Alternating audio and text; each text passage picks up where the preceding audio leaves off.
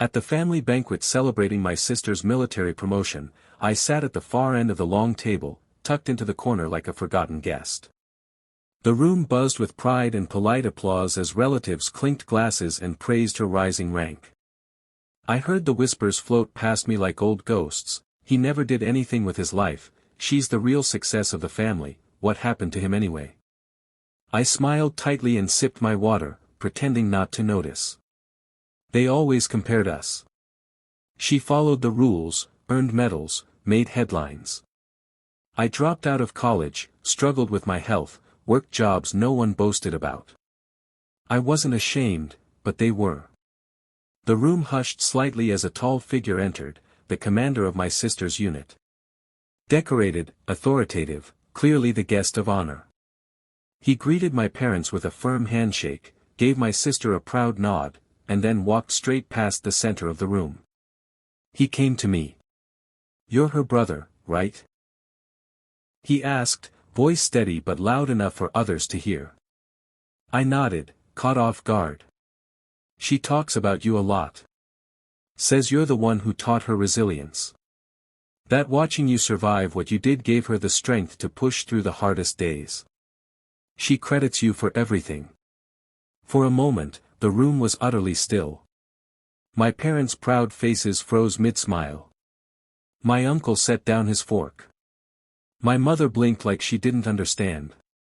I didn't say a word. I just nodded politely. But inside, something heavy lifted. Not because I finally had their recognition, but because I never needed it. She saw me. And that was enough. When I arrived at the military base, I could already feel the weight of their judgment. My mother gave me a tight smile, my father didn't even try to hide his sigh. "Try not to embarrass her," he muttered as we walked toward the ceremony tent. I didn't answer. I was used to being the disappointment. The one with no medals, no uniform, no future worth bragging about. The rows filled with proud families, polished boots, and perfect salutes. My sister sat up front in her decorated dress uniform, calm and collected as always.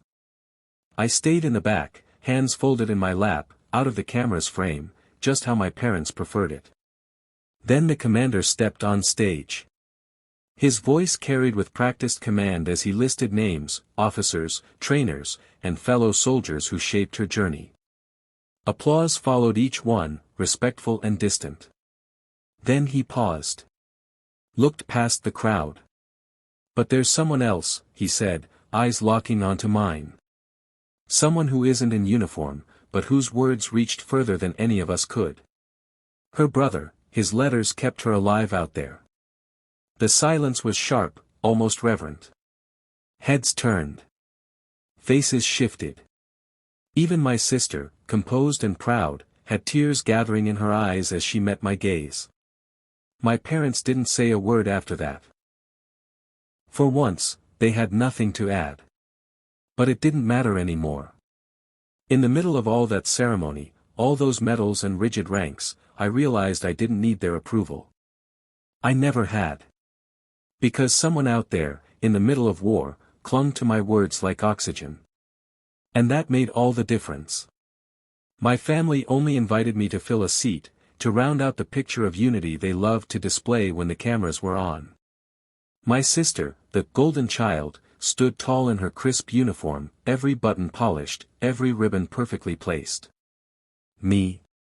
I showed up in second-hand clothes, still smelling faintly of the laundromat, no degree, no job title, no accomplishments worth framing. I kept my head down, smiling when required, invisible by design. They paraded her around, introducing her to officers, praising her achievements like they'd been supportive all along. I stood off to the side, out of the photos, sipping lukewarm coffee from a paper cup. Then the base commander walked in. He shook hands, posed for pictures, shared formal congratulations, until his eyes landed on me. He paused. Walked right past the generals and proud parents. And smiled. "You're her brother," he said.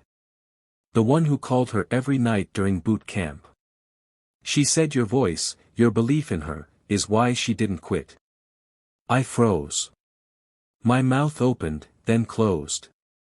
She told us everything, he continued, voice steady, eyes warm. You got her through it. A hush fell over the crowd near us. My father, mid-sentence, stopped talking. My mother's grip tightened around her wine glass. My sister looked at me from across the room, her eyes soft with gratitude. In that moment, no medal on a chest, no stripe on a sleeve, weighed more than the truth just spoken aloud. They wore their ranks. I wore the reason she made it. And for the first time, I didn't feel like a failure. I felt like the foundation. The applause echoed through the hall as my sister stood center stage, her freshly pinned medal gleaming under the lights. Cameras flashed. Officers saluted.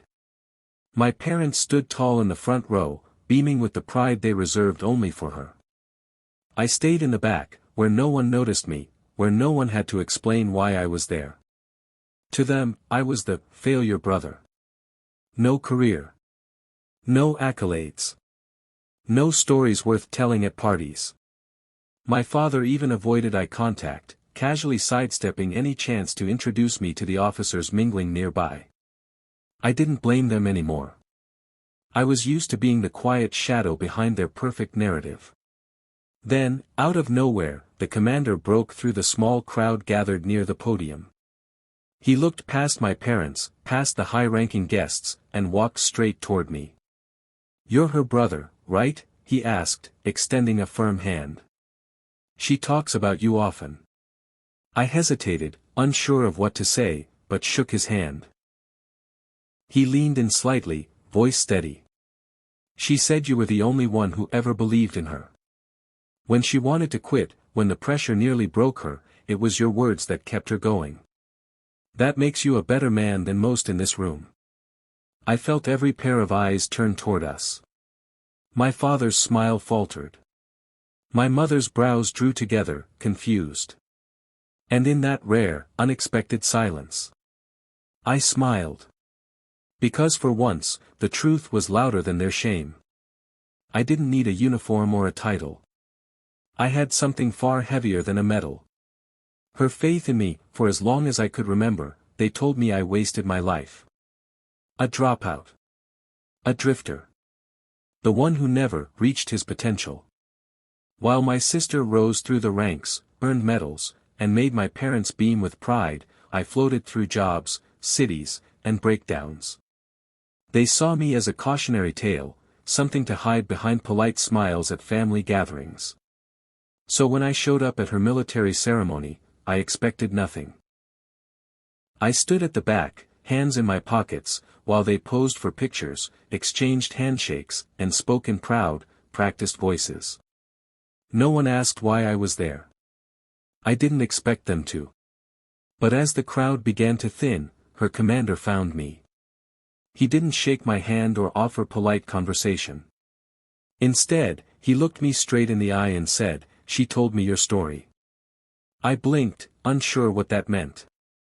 She said if you could survive what you went through, the dark years, the isolation, the weight you carried, then she could face boot camp, the deployments, the fear. Your survival gave her a map. I didn't know what to say. I never thought of my life as something worth admiring, just something I endured. But in that moment, all those nights I thought were meaningless, all the pain I believed I carried alone, they had become someone else's strength. The commander gave me a small nod, then walked away. I looked over at my family, still glowing with pride for her. And for once, I didn't feel like the disappointment. I felt like the reason she stood tall. And suddenly, so did I.